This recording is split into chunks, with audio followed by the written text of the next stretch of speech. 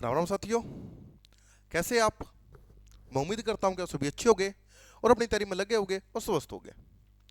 मैं निखिल कुमार एक बार फिर से आपका स्वागत करता हूं इस ऑनलाइन प्लेटफॉर्म पर। आज फिर हम ऑनलाइन इस इंटरनेट के माध्यम से, इस कैमरे के माध्यम से एक बार फिर से मैं आपसे जुड़ पा रहा हूं और आपसे संप्रेषण कर पा रहा हूं। तो एक आज का जो मूल विषय है, आज का जो टॉपिक है, उसको लेकर मैं कुछ बातें करना चाहता हूं। आज मैं आपसे जुड़ा हूं इन व्यक्ति को लेकर। आप पहचानिए इनको, कौन है ये? जोर डालिए, ये है फ्रांज फैनन। मैं आपसे जुड़ा हूं आज इनकी बात करने के लिए। ये महानुभाव थे। फ्रांज फैनन की बात करने के लिए आपसे जुड़ा हूं और फ्रांज फैनन पर आज हम परिचर्चा करेंगे। और आपके यूजीसी नेट और जेआरएफ के सिलेबस में तो है फ्रांज फैनन, और मेरे को लगता है कि एचपीएससी के सिलेबस में भी है फ्रांज फैनन, और सीयूईटी के सिलेबस में भी है। तो पढ़ना चाहिए इन व्यक्तियों को, फ्रांज फैनन को। बड़े ही एक अच्छे विचार और एक सोचने पर मजबूर कर देने वाला व्यक्तित्व है, क्योंकि एक मनोवैज्ञानिक थे फ्रांज फैनन। एक मनोवैज्ञानिक फ्रांज फैनन थे। तो आपको एक सोचने पर मजबूर कर देने वाला व्यक्ति फ्रांज फैनन मिलेंगे। और बहुत अधिक पुराने व्यक्ति नहीं है सब। 1925 में जन्म हुआ था और 1961 में इनकी मृत्यु होती है। बहुत अधिक ऐसे बात नहीं कि बहुत अधिक पुराने व्यक्ति है ये। 1961 में इनकी मृत्यु होती है फ्रांज फैनन साहब की। बहुत यानी कि पिछले ही शताब्दी में मृत्यु हुई इसी व्यक्ति, इसी आसपास के व्यक्ति। तो क्या थे? इनका जन्म कैरिबियन खाड़ी के मार्टिनेक में हुआ था। बहुत से लोग समझते हैं जन्म अल्जीरिया में हुआ था। बहुत से सहपाठी या बहुत से एस्पिरेंट समझते हैं जन्म अल्जीरिया में जन्म नहीं हुआ इनका। इनका जन्म हुआ था मार्टिनेक में। ये बात याद रखेंगे आप। एक कैरिबियन खाड़ी का देश मार्टिनेक था और ये फ्रेंच कॉलोनी था। फ्रेंच कॉलोनी यानी कि फ्रांस ने इसको गुलाम बना रखा था। मार्टिनेक में इनका जन्म हुआ था। और बहुत से एस्पिरेंट आज भी ये बात समझते हैं, बहुत से लोग आज भी यह बात समझते हैं कि इनका जन्म अल्जीरिया में हो। तो साथियों, जन्म अल्जीरिया में नहीं हुआ। तो अल्जीरिया से क्या संबंध है इनका? अल्जीरिया से जुड़े हुए व्यक्ति है ये। क्यों? क्योंकि इन्होंने, अल्जीरिया एक उत्तरी अफ्रीकन देश है और अल्जीरिया भी फ्रांस का उपनिवेश था। और इनका जो मूल देश था, जहां के रहने वाले थे मार्टिनेक भी फ्रांस था। तो इन्होंने अल्जीरिया को आजाद कराने में अपना पूरा जोर लगवा दिया था और पुस्तकें भी लिखी थी। और इसको आजाद कराने में इन्होंने एक चीज का मतलब, इनकी फोटो पर भी लिख देता हूं, हिंसा। इन्होंने कहा था कि हिंसा होनी चाहिए। एक बात बताऊं कि आपको याद रखे, मेरे साथ लेकर जाएंगे। कहता है कि यूरोप के देशों ने हमारे गरीब देशों को, देखो समझो, इसे पकड़ लिया है और जब तक इनकी उंगलियों को नहीं काट देंगे ना, तब तक छोड़ेंगे नहीं इनको। जहां पर बापू देश आजाद करने की अहिंसा, यानी कि बापू के समकालीन थे किस्म के ये। जब बापू अपना संघर्ष कर रहे तो ये भी संघर्ष कर रहे थे। हाँ, वो अलग बात है कि बापू की मृत्यु 1948 में हो गई थी, यानी कि मृत्यु 1961 में हुई है, थोड़ा सा अलग। लेकिन जिस समय बापू थे उस समय ये भी अपना संघर्ष कर रहे थे, ये भी संघर्षरत थे उस समय। तो बापू जहां पर अहिंसा का बात करते हैं, ये उसी समय हिंसा की बात करते हैं। कहते हैं कि जब देखो, यूरोप ने हमको जब गुलाम बना था, हमको ठोक पीटे गुलाम बना था, हमको पीटा था, मारा था, और हमको मारते पीटते भी थे यहाँ पर ये। तो हम जब इनको भगाएंगे ना, तो हमको मार पीट कर ही भगाएंगे, ऐसे नहीं भगाएंगे इनको। अगर ऐसे भगा दिया तो हम गुलाम बने रहेंगे। अब बताऊंगा थोड़ी देर में कैसे गुलाम बने रहेंगे, अब देखेंगे। नया पेज ऐड करता हूँ। सर्वप्रथम इसकी पुस्तकें बताता हूँ आपको, फिर आगे चलूंगा मैं। पहले क्या है ये एस्वेज जाति के कवि है, ये मनोरोग विशेषज्ञ है, क्रांतिकारी है, दार्शनिक है, मानवतावादी मार्क्सवादी है और आलोचनात्मक सिद्धांत के समर्थक है साथियों। और अल्जीरिया के आजाद करवाने में इनका एक बड़ा हाथ था। और 1960 के दशक में चले अल्जीरियाई मुक्ति आंदोलन में हिंसा का इन्होंने समर्थन किया, बहुत बड़ा हाथ है इनका। और 3 इनकी प्रसिद्ध पुस्तकें हैं। पहली पुस्तक black skin and white mask. इतनी प्रसिद्ध पुस्तक है, शायद ही कोई पेपर में ना पूछी गई हो, हर पेपर में पुस्तक पूछ ली गई। Black skin and white mask. Skin तो आपकी ब्लैक है, मान लो मेरी स्किन ब्लैक है, मेरी ब्लैक ही स्किन है, आप हमारी स्किन ब्लैक है, लेकिन हम व्हाइट मास्क लगा लेते। क्यों? जैसे मैंने लगाया हुआ है, ये ब्लेजर डालकर, ये मेरा व्हाइट मास्क है। मैं खुद को क्या दिखाना चाहता हूँ, बहुत ही पढ़ा लिखा हूँ। ये ब्लेजर डाला हुआ है, इधर पैंट टांगा हुआ है, और मैंने एक शर्ट पहनी हुई, एक बेल्ट लगाई हुई है, और एक मेरे पास में एंड्रॉइड फोन है, और मैं एक व्हाइट मास्क है मेरा, ये कि मैं देश को दिखाना चाहता हूँ लोगों को कि मैं तो बहुत ही पढ़ा लिखा व्यक्ति। एक ब्लैक स्किन में मैंने व्हाइट मास्क पहन लिया है। 1952। द रेचिड ऑफ द अर्थ, धरती के भागे लोग, द रेचिड ऑफ द अर्थ, धरती के भागे लोग, इसी बहुत बात करेंगे। और ए डाइंग कॉलोनिज्म कि उपनिवेशवाद का पतन कैसे होगा 1959। तीनों ही पुस्तकें महान पुस्तकें हैं। और हर बार किसी ना किसी में पूछ ली जाती है। और जीन पॉल सार्त्र का इनसे घनिष्ठ संबंध है, आगे बताऊंगा क्या घनिष्ठ संबंध है, आगे चल पड़ते हैं एक बार। राजनीतिक विचार फ्रांस फैनन के, देखो किसके ऊपर विचार, एक बार मेरी बातें सुनेंगे, 10 मिनट एक स्टोरी सुनेंगे, फिर फ्रांस फैन ऐसा लगेगा कि आपके साथ में ही बैठा है। बहुत आसान विचार है फ्रांस, बहुत बड़ी बड़ी बातें नहीं करता। ये एक मनोरोग विशेषज्ञ है, आपने सुनी मेरी बातें, ये यानी किसका विशेषज्ञ है ये? हाथ का, पैर का, हड्डी का, दिमाग का विशेषज्ञ है ये। देसी बात से बात करते हैं, दिमाग विशेषज्ञ है ये। किस बात पर इसकी वो रख रही है, किस बात पर किसने विचार किया है कि अगर, एक बार मेरी ये बात समझ लेना, फिर फ्रांस फैन कुछ भी लेगा,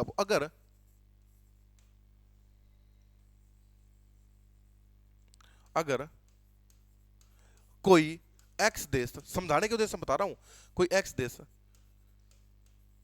वाई देश को गुलाम बना लेता है,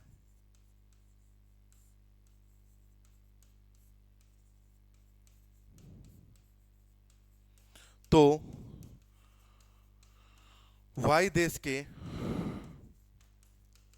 लोगों के दिमाग पर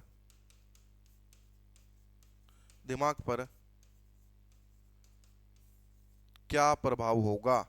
समझिए इस बात को।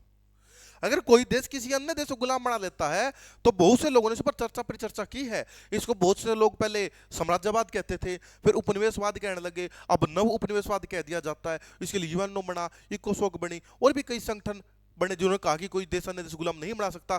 पर मैं बड़े ही दावे से एक बार ये बात कहता हूं कि जब तक फ्रांस फैनन साहब नहीं आए थे, तब तक वाई देश जो गुलाम बनाया गया है, जो प्रतंत्र है, वहां के देश के लोगों पर, दिमाग पर क्या प्रभाव होगा, इसके बारे में किसी ने चर्चा अध्ययन अध्यापन नहीं किया था साथियों।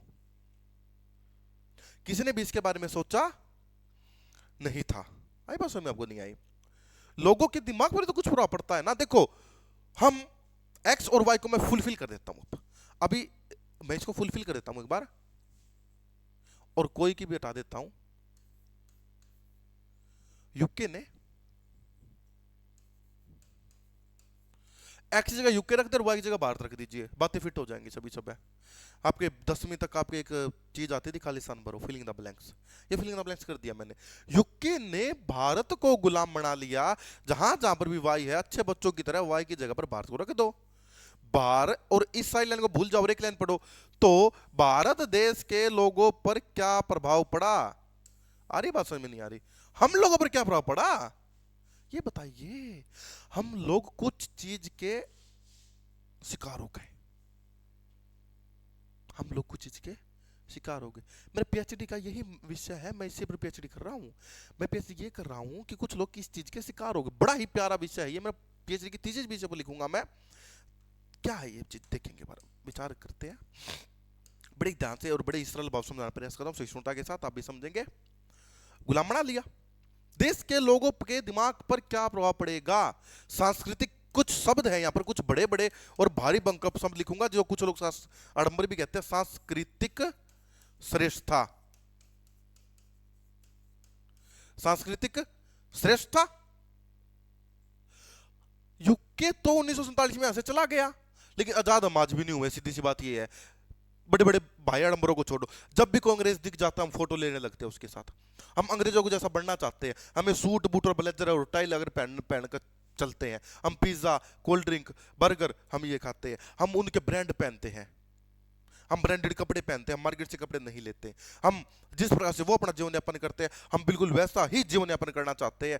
जैसा वो मसाला वाला खाना खाते हैं, हम भी उसी तरह मसाला वाला खाना खाते हैं। किसी को भूख लगे, अगर कोई स्टूडेंट मेरी क्लास के बीच में उठकर 2 कीड़े खाने लगता है, हम उसको गाँव का जिहाल आदमी कहते हैं। और कोई मेरी क्लास में उठकर एक पिज्जा खाने लगता है, तो हम कहते हैं बड़ा ही अच्छा और बड़ा ही विकसित व्यक्ति है। इस तरह की सोच हम लोगों की बन जाती है। क्यों? क्योंकि जो हमारे पूर्व मालिक थे ना, मैंने एक वर्ड देना चाहता हूं, मैंने पीएचडी में ये वर्ड सीखा। मैं पीएचडी का, मेरे प्रोफेसर ने मेरे को एक वर्ड सिखाया कि हमारा जो पूर्व मालिक था ना, मालिक ही था हमारा एक किस्म से। कोई बुरा मत मानेगा मेरी बातों का, ऑनलाइन में कोई मेरी बुरा मत मानेगा बातों का, बिल्कुल सही कह रहा हूं। जो हमारा पूर्व मालिक था, यूके हमारा पूर्व मालिक था, मालिक नहीं, हमारे पहले मालिक हुआ करता था। यूके जो हमारा पूर्व मालिक था, यूके जैसा करता है, या यूके तो कोई वास्तव, यूके तो एक अमूर्त बात होती है, अमूर्त लोग होते हैं। यूके के लोग जैसा करते हैं, हम भी वैसे करने लगे। कोट पहनना उनकी मजबूरी थी, वहां पर ठंड होती है बहुत अधिक, हम ये कोट पहन, मैं खुद को इसे अछूता नहीं मानता, मैं ये नहीं कहता कि मैं तो इस इसी से ऊपर उठ जाऊं, क्योंकि मैं भी तो भारत के लोग हूं भाई, मैं तो भारत के लोगों में से एक हूं, तो मैं इससे अलग कैसे हो सकता हूं? तो मेरे दिमाग में तो प्रभाव आया होगा, मैंने ब्लेजर पहन रखा है। हमारे जो पूर्व मालिक थे, वहां के जो लोग करते हैं हम भी वैसे करने लगते हैं।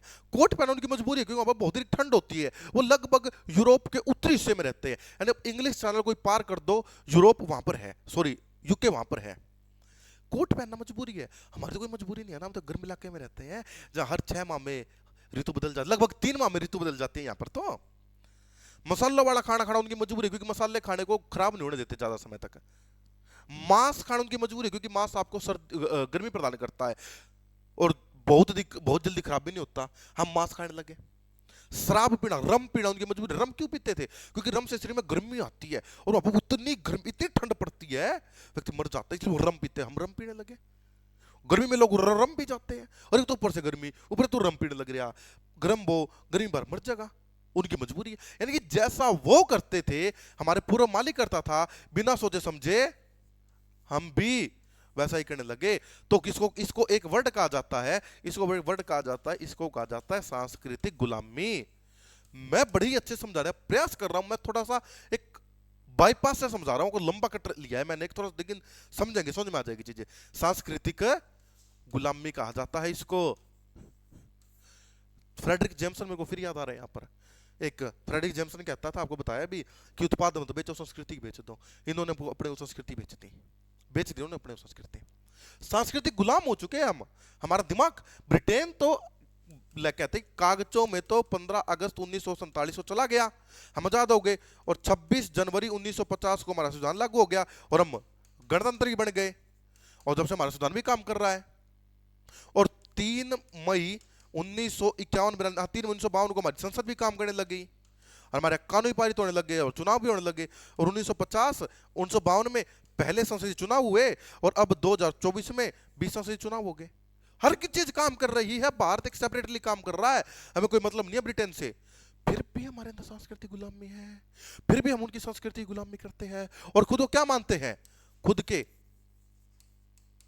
को पिछड़ा हुआ मानते, पिछड़ापन मानते हैं, खुद को पिछड़ा हुआ मानते हैं, और हमको सांस्कृतिक गुलामी है। इसके लिए एक चीज उत्तरदायी है, एक रुडयार्ड किपलिंग नाम का व्यक्ति था, बड़ा ही खतरनाक, सबसे गंदा व्यक्ति मेरे को लगता है ना, रुडयार्ड किपलिंग सबसे गंदा व्यक्ति लगता है मेरे को। श्वेत जाति का भार आपने सुनी है? सुना है कभी?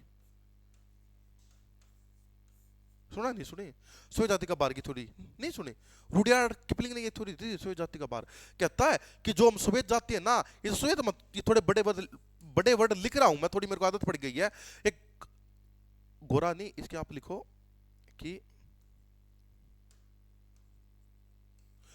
अरे यार चल जा, गोरे व्यक्ति का भार, श्वेत जाति का भार या गोरे व्यक्ति। ये कहते हैं कि जब गोरे व्यक्ति पैदा हुए थे ना, तो ईश्वर ने या ईसा मसीह ने इनको एक आदेश दिया था कि मैं ना आपके साथ कुछ काले व्यक्ति भेज रहा हूं, इनका उद्धार कर देना।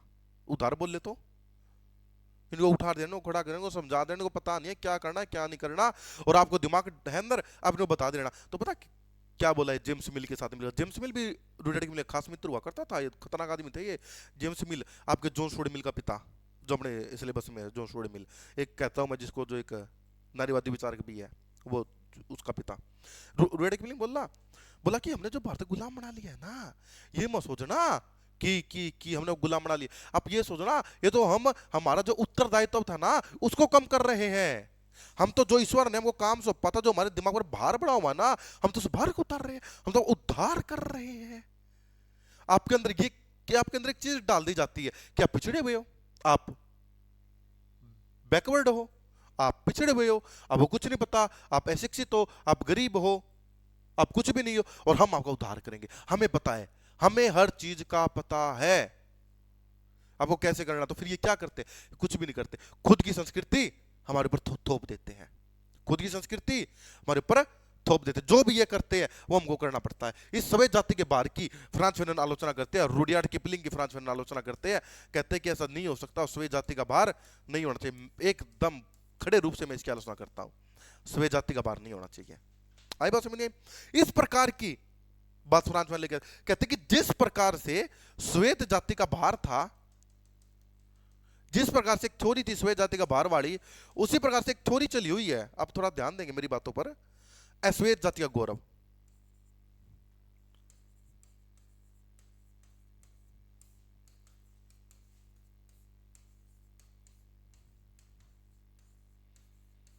अश्वेत जाति का गौरव। एक बात चलती है, कहते हैं कि जो अश्वेत जाति ना बहुत अच्छी, देखो देखो, एक तो ये कहना कि एक बार थोड़ी बात ध्यान से सुनना कि थोड़ा मैं बहुत अधिक वर्डों के में बचता हूँ, क्योंकि ऑनलाइन का जमाना है, क्या पता वीडियो को वहां से काटा और बात का संदर्भ भी बदल दिया और बात को प्ले कर दिया, पता क्या बात क्या बन जाती है।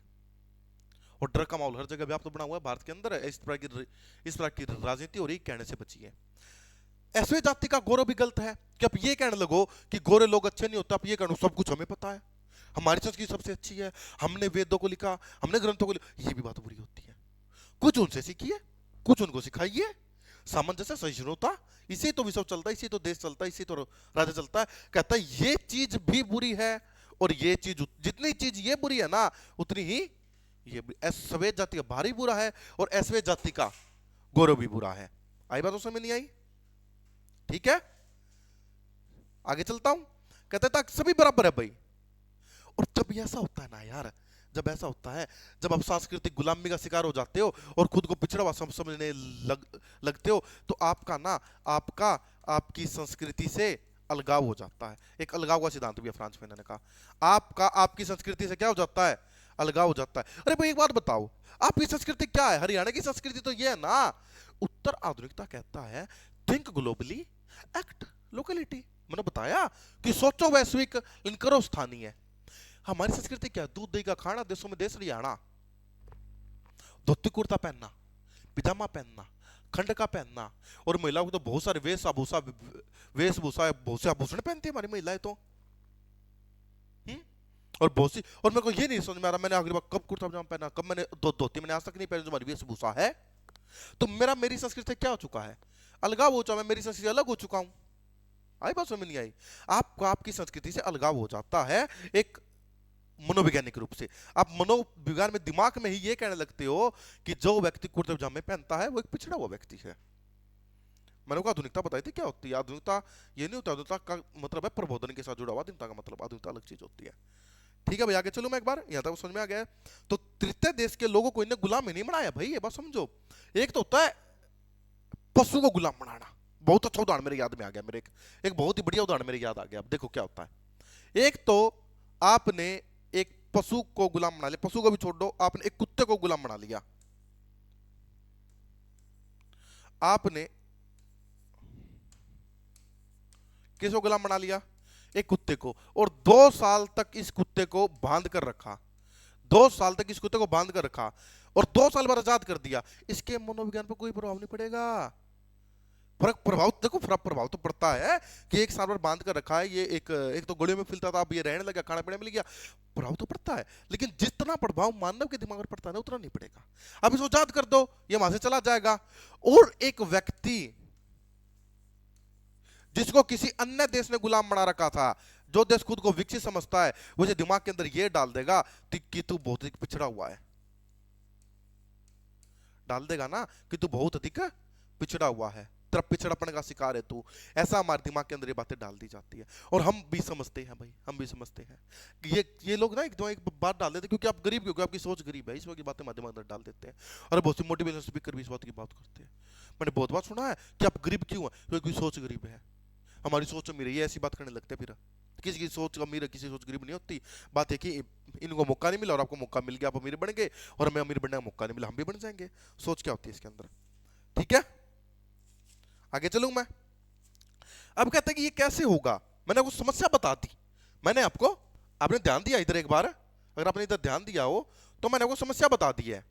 श्वेत जाति का भार है, श्वेत जाति का गौरव है, सांस्कृतिक गुलामी। मेन समस्या क्या है साथियों? मेन समस्या केवल एक है कि सांस्कृतिक गुलामी के हम क्या हो चुके हैं, सांस्कृतिक गुलामी के हम शिकार हो चुके हैं। तो मेन समस्या ये है, इस शिकार से कैसे दूर हुआ जाए। इस शिकार से, इस सांस्कृतिक गुलामी के शिकार से दूर होने का एक ही कारण है, क्रांति। एक ही तरीका है सांस्कृतिक गुलामी से। अगर आप आजाद पाना चाहते हैं तब क्या कर दो, क्रांति। तो थोड़ी देर पहले एक बात बताई, एक मार्क्सवादी विचार की भी है, मार्क्सवादी से संबंध है, मार्क्सवाद भी क्रांति की बात करता है। लेकिन क्रांति में कौन शामिल होगा? कहता हमारे किसान भाई क्रांति करेंगे। कौन क्रांति करेगा? मार्क्स क्या कहता क्रांति कौन करेगा? मार्क्स कहता क्रांति करेगा मजदूर। ये मजदूर को बहुत बुरा मानता है, कहता एक फैक्ट्री है, मैं आगे से ना बुर्जुआ की बात करूंगा। बुर्जुआ वो होता है जो पूंजीपति है, पूंजीपति बुर्जुआ कहा जाता है। जो फैक्ट्री के अंदर मजदूर काम कर रहा है ना, वो मालिक का हो चुका है। क्यों? क्योंकि मालिक उसको खाने के लिए देता, पीने के लिए देता, पैसे देता, मालिक का हो चुका। वो क्रांति नहीं करेगा कभी भी। क्रांति की फैक्ट्री बंद होगी, फैक्ट्री टूट गई, मजदूर काम नहीं मिलेगा, मजदूर क्या हो गया? गरीब। लेकिन कृषक को कोई फर्क पड़ेगा क्या? हमारे किसान भाई को कोई फर्क पड़ेगा क्या? हमारे किसान भाई कोई फर्क नहीं पड़ता, क्योंकि किसी फैक्ट्री में मजदूर नहीं लगा हुआ है, ये खुद की मेहनत करता, खुद खाता है। तो कृषक बड़े भाई, कृषक क्रांति करेंगे। बोला क्यों? क्यों करेंगे? एक बड़ी बात कहता है, एक बड़ी बात एक बात पूछूं आपसे, प्लीज एक बात पूछता हूं, प्लीज एक बार मेरी बात का एक बार जवाब देंगे, थोड़ा दिमाग पर जोर डाल के मेरी बात ये जवाब देंगे। सांस्कृतिक से गुलामी शहरों में अधिक होती है, गांव में अधिक होती है? दिमाग लगाओ थोड़ा सा। सांस्कृतिक गुलामी के शिकार शहर के लोग अधिक होते हैं, गांव के लोग अधिक होते हैं? शहर के लोग अधिक होते हैं, गांव के थोड़ी यार। शहर के लोग अधिक होते हैं सांस्कृतिक गुलामी के शिकार। गांव के लोग इतने सांस्कृतिक गुलामी के शिकार नहीं होते, वो अपने देहाती तरीके से जीवन यापन करते हैं हमेशा ही, और सीधा साधारण जीवन व्यतीत करते हैं, और सिंपल और सीधा खाना खाते हैं। और कभी भी पिज्जे बर्गर की अब दुकानें खुलने लगी है गांव में, पहले दुकानें होती नहीं थी। पिज्जा बर्गर उन्हें पता ही नहीं था क्या होता है, और ना ही हमारे गांव के लोग खाते थे। और अच्छी बात है, खाना भी नहीं चाहिए, ये हमारा भोजन है ही नहीं पिज्जा बर्गर खाना। हमारा भोजन तो वो है दूध लस्सी चावल, दूध लस्सी रोटी, बाजरे की रोटी, ये हमारा भोजन। तो कृषक तो होगा ही होगा। क्यों? क्योंकि कृषक के मन में एक बड़ी अच्छी बात लिखता है, कृषक के मन में गांव जिंदा है। कृषक के मन में गांव जिंदा है। बीबी देख, कोई व्यक्ति के शहर आ जाता है ना, तो उसके मन में गांव जिंदा रहता है, वो कृषक के मन में गांव जिंदा है। लेकिन जो मजदूर शहर आया था, फैक्ट्री में लग गया, उसके मन में अभी गांव जिंदा नहीं, उसने अपने मन के अंदर से गांव को मार दिया, इसके मन में गांव जिंदा है। क्या कृषक अकेला क्रांति करेगा? नो, कृषक का साथ देगा, कृषक का साथ दिया जाएगा। कृषक का साथ कौन देगा? कहते हैं कि कृषक का साथ देगा, कॉपी के अंदर प्यारा वर्ड लिखेंगे। एक नई चीज आपके सामने आ रही है, लुम्पेन सरवारा, जो आपने आज तक नहीं सुनी होगी शायद। लुम्पेन सरवारा की चीज आ रही है, एक नई आपके सामने प्रस्तुत हुई है, लुम्पेन सरवारा पर ध्यान देंगे, एक नया वर्ड। लुम्पेन सरवारा कौन होते हैं? लुम्पेन सरवारा वह लोग थे जो गांव से शहर आ गए, लेकिन शहर में काम नहीं मिला, भिखारी या छोटे मोटे साफ सफाई करने वाले, सड़कों पर सोने वाले, जेब कतरे, छोटे मोटे चोर, इनके मन के अंदर भी गांव जिंदा होता है। बड़ा भाई तो होगा, बड़ा भाई कौन होगा इस क्रांति के अंदर? बड़ा भाई, बड़ा भाई तो होगा कृषक, जो तो आगे चलेगा। और लुम्पेन सरवारा कौन होगा? लुम्पेन सरवारा होगा छोटा भाई, ये इस क्रांति के पीछे चलेगा। लुम्पेन सरवारा कृषक का साथ है, क्योंकि इसके मन में भी गांव जिंदा है, उसके मन में भी गांव जिंदा है, इसलिए ये लोग क्रांति करेंगे। और ये दोनों, जब ये दोनों भाई क्रांति कर रहे होंगे, तो किसका किसका प्रयोग करेंगे? ये हिंसा का प्रयोग करेंगे। क्यों? हमने अंग्रेज हमारे यहां आए, अंग्रेज हमारे यहां आए तो हमको ठोका, पिटा, मारा, धिक्कार दिया हमको, और हमको ये कहा कि अब तो पिछड़े हुए हो, आपके अंदर जो समय ला रही है उधर बैठो। हम ये कहा अंग्रेजों ने। और जब अंग्रेज गए, बड़े ही सम्मान के साथ, बड़े ही आदर भाव के साथ, बड़े ही वसुदेव कुटुंबकम के भाव के साथ, बड़े ही सहिष्णुता से, बड़े ही सहनशीलता से, हमने कुछ भी नहीं कहा उसको, हमने जाने दिया। इसी कारण से हमारे अंदर मानसिक गुलामी है। अगर हमने किस अंग्रेजों को पिटा होता ना यहाँ पर, तो हमारे अंदर मानसिक गुलामी नहीं रहती, हम आजाद हो जाते इस मानसिक गुलामी से। अगर हमने उनको पिटा होता, उन्होंने हमको पिटा है, तो हमारे अंदर मानसिक गुलामी बड़ी हुई। अगर हमने उनको पिटा होता तो मानसिक गुलामी नहीं होती। तभी कहता है कि इन यूरोप के देशों ने हमारे महादेशों पर हाथ डाला है ना, जब इनकी उंगली नहीं काट देंगे तब तक छोड़ेंगे नहीं हमको। अगर आप इनको बड़े आराम से जाने दोगे ना अहिंसा के साथ, तो आप मानसिक गुलाम बने रहोगे, उनको मार दोगे, पीट दोगे। जब अंग्रेज गए तो कई हजार अंग्रेज गए, और 100 200 500 400 मर जाते ना यहाँ पर, तो मानसिक गुलाम नहीं हो पाते। हम मानसिक रूप से आजाद हो जाते, मानसिक गुलाम नहीं रह पाते। क्यों? क्योंकि हमको उनको दिखा देते कि आपकी औकात क्या है। आज मानसिक गुलाम है, जहां भी अंग्रेजी मिल जाते हैं फोटो लेते हैं उनके साथ। हम हर कोई लेता, क्या पता मैं कभी जाऊं तो मैं भी ले लूं, मैं कोई अछूता थोड़ी चीज से, मैं भी एक इंसान नहीं हूं भारत का। कृषक क्रांति करेंगे, लुम्पेन स्वराज क्रांति करेंगे, और हिंसा करेंगे और संघर्ष करेंगे, संघर्ष प्लस हिंसा। एक वो विचार है, रूसो, आपको मैंने बताया था कि फ्रांस की क्रांति में रूसों को छोड़ो कोई हिंसा की बात नहीं कर रहा था। उसी तरह अर्जीले क्रांति में हिंसा की बात कर रहा था व्यक्ति फ्रांस फेनन। आई बात समझ नहीं आई? हिंसा बात क्यों कराई वो बता दिया मैंने। देहाती किसान, और इस लुम्पेन सरवारा को हिंदी में यूजीसी ने पतित सरवारा कहा है। इसको लुम्पेन को पतित कहते हैं हिंदी में, भी याद रखना। क्या पता आप लुम्पेन पढ़ जाओ और सामने पतित लिखा मिले और बिछड़ जाओ, ठीक है। वो क्रांति कौन करेगा भाई? और देखो एक बार बताओ, चेतना कैसे आई क्रांति की? चेतना अपने आप आएगी। आपका शोषण हो रहा है कहीं पर, शोषण हो रहा है कई सालों से हो रहा है, आपको पता नहीं है, आप काम करते जाते हो वहां पर। आप आदमी थे 15,000 के, आप नौकरी लग रहे हो 10,000 में कई सालों से, आपका शोषण कर रहा अगला व्यक्ति, आपको पता नहीं है, छोड़ो। लेकिन शोषण, क्रांति कब होती है? जब आप उस शोषण को फील कर जाते हो, जब उस शोषण को महसूस कर जाते हो, तब क्रांति करते हो।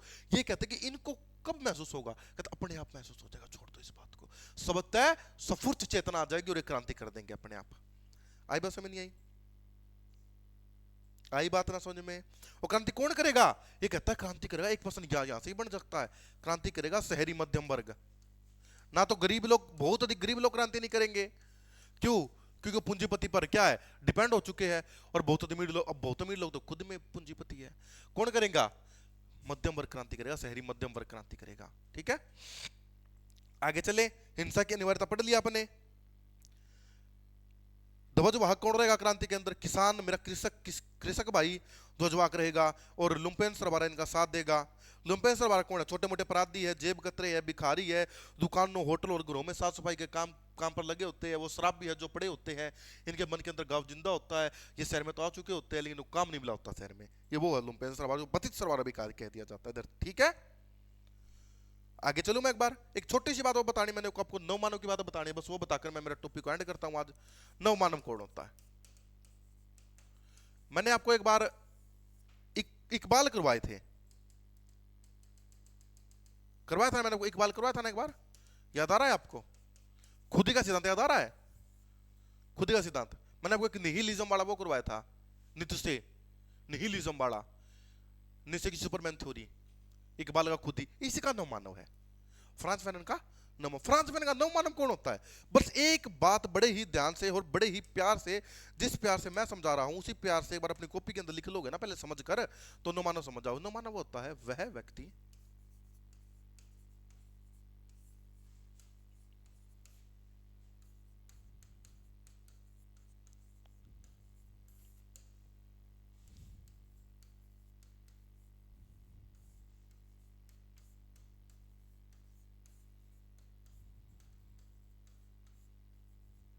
वह व्यक्ति जो सांस्कृतिक गुलामी का शिकार नहीं है। वह जिसके ऊपर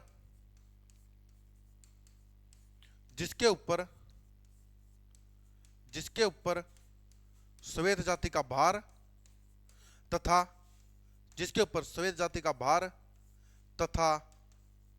अश्वेत जाति का गौरव, जिसके ऊपर श्वेत जाति का भार तथा अश्वेत जाति का गौरव जैसी बातें काम नहीं करती।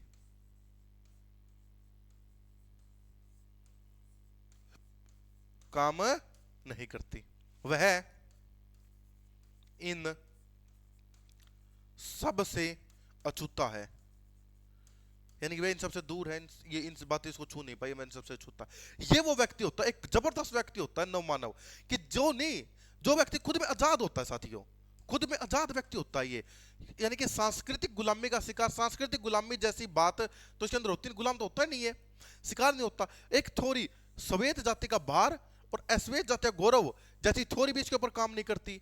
ये खुद को छोटा महसूस नहीं करता, ये इन सबसे अछूता होता है, इन सबसे अलग होता है। ये खुद को गुलाम, खुद को पिछड़ा हुआ, खुद को अलग महसूस नहीं करता। ये कहता है कि जो मेरी संस्कृति है वो अच्छी है भाई, मैं जैसा मैं अच्छा हूं। आपकी संस्कृति में कोई सीखने की बात होगी तो मैं सीखूंगा, नहीं तो मैं नहीं सीखूंगा।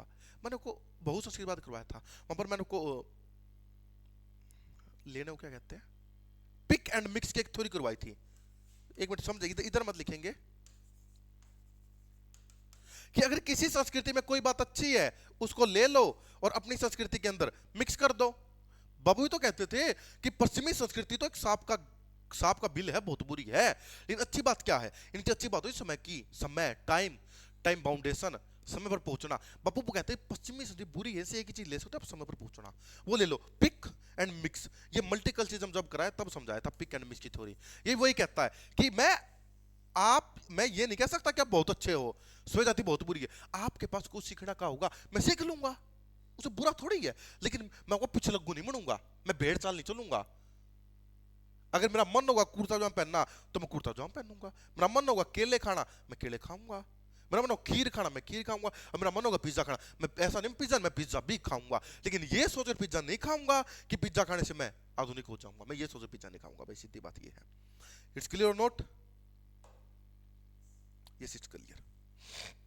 ये न मानम होता है। और एक बार बताओ, एक बहुत अच्छी बात तो मैं लिखने ही भूल गया इसके अंदर यार।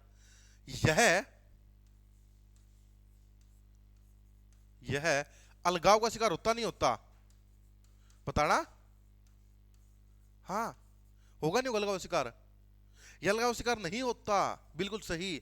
हम सभी अलगाव के शिकार है। जब अगर आपसे कोई पर्सन पूछ ले कि आप नवमानव कब बनोगे, जब आपके अंदर से अलगाव समाप्त हो जाएगा ना। किसके प्रति अलगाव? अपनी संस्कृति के प्रति। आप अपनी संस्कृति को प्रसन्नता से देखोगे तो आप भी क्या बन जाओगे? आप भी एक नवमानव बन जाओगे।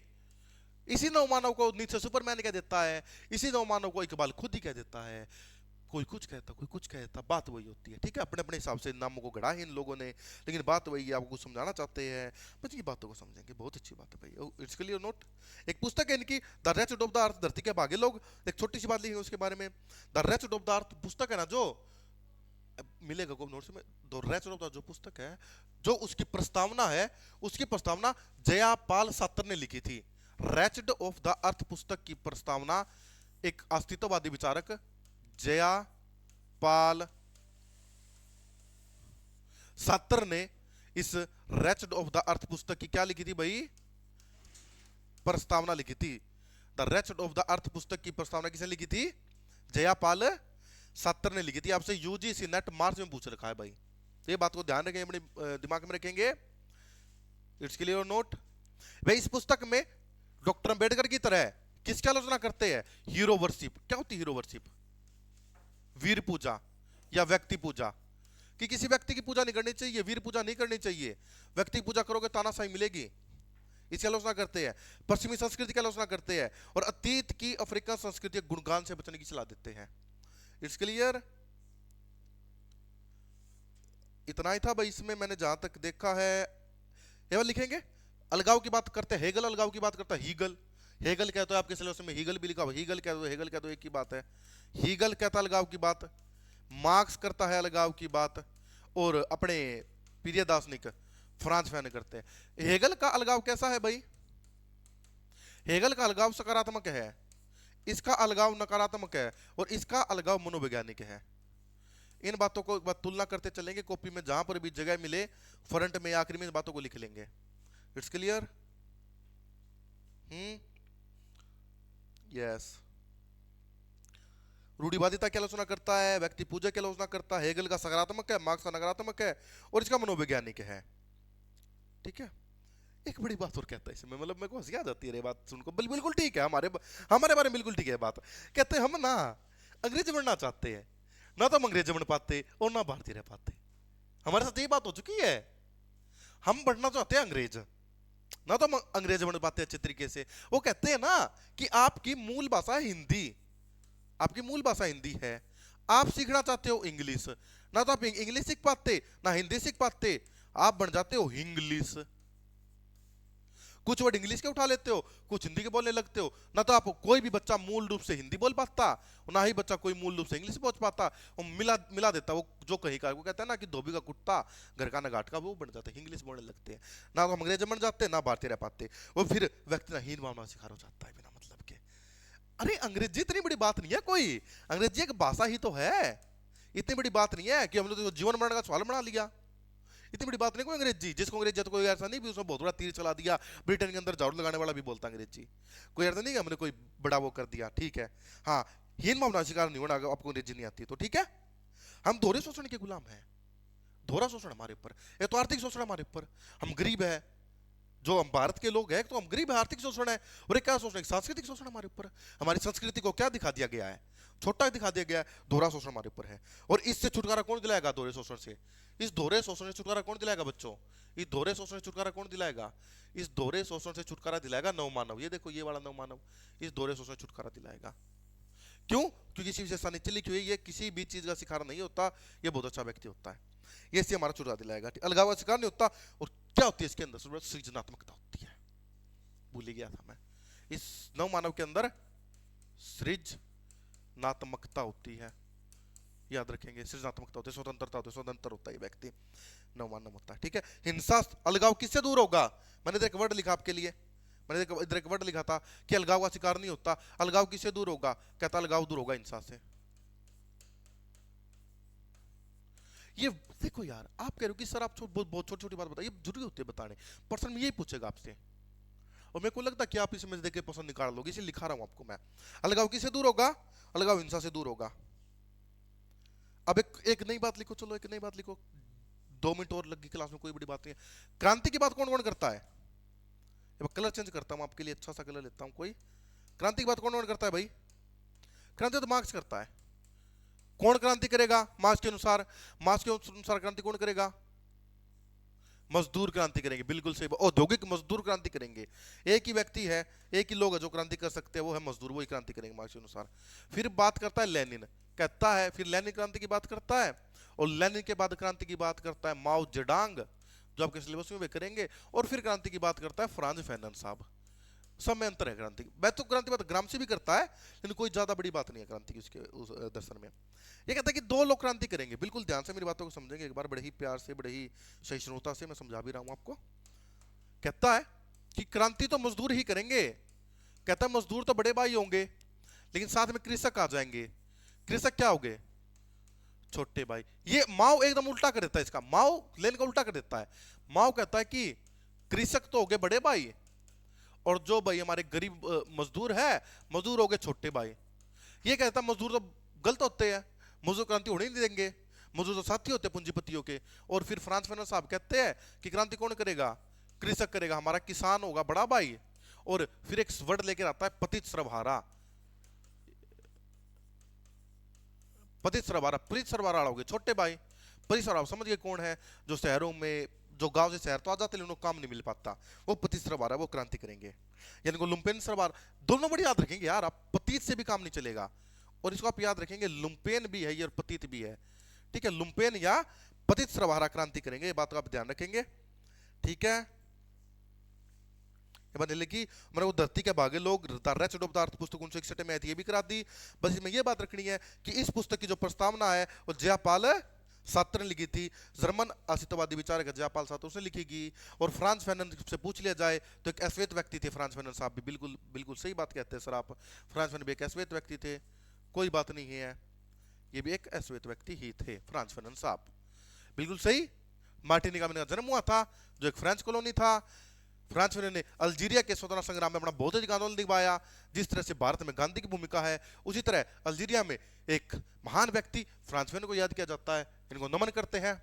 और आज की क्लास को, आज की कक्षा को यहाँ पर ऑफ करते हैं। फिर मिलते हैं आपके साथ एक नई क्लास के साथ, एक नए अनुभव के साथ। तब तक के लिए आप एंजॉय करेंगे, उम्मीद करता हूँ पढ़ाई करेंगे, मेहनत करेंगे, अध्ययन और अध्यापन को, इस मेहनत को निरंतर शुरू रखेंगे। ठीक है भाई। और आपको किसी भी समय, किसी भी ऐसा लगे कि आपको मेरी आवश्यकता है, मेरी जरूरत है, आपको कुछ समझ में नहीं आ रहा, तो फटाफट बिना किसी संकोच के, बिना किसी पूर्वाग्रह से ग्रसित हुए मेरे से आप कॉन्टेक्ट करेंगे। मैं बहुत जल्द आपकी मदद करूंगा। तब तक के लिए नमस्कार, जय हिंद।